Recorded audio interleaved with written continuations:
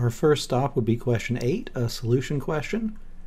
With a solution question, they're just going to give us a list of everything put into place.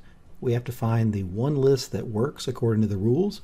And the way that we do that is we pick a rule and we look for violations, crossing out any answer choice that violates the rule, and then whatever we're left with will be our answer.